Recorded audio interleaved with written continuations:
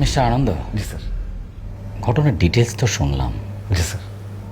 কিন্তু আপনি আমাকে একটা কথা বলেন তো। জি sir.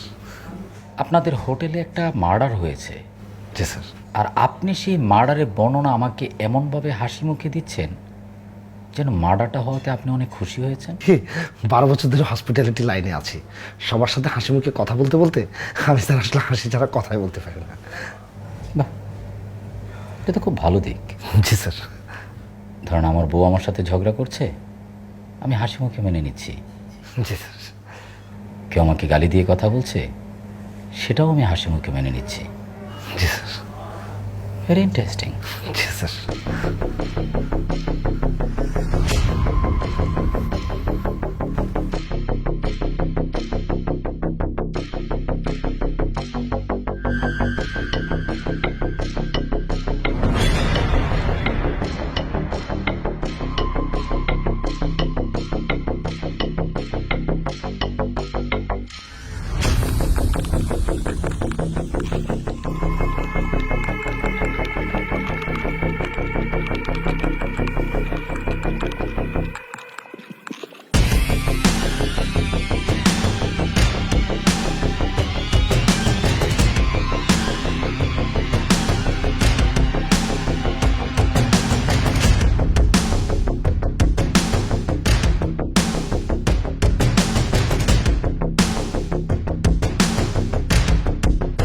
Sir, CCTV footage check করে দেখা গেছে হাউসকিপার ছাড়াও আরও একজন লোক রুমে এসেছিলেন, মিস্টার সামি, যার নামে রুমটা বুক করা ছিল।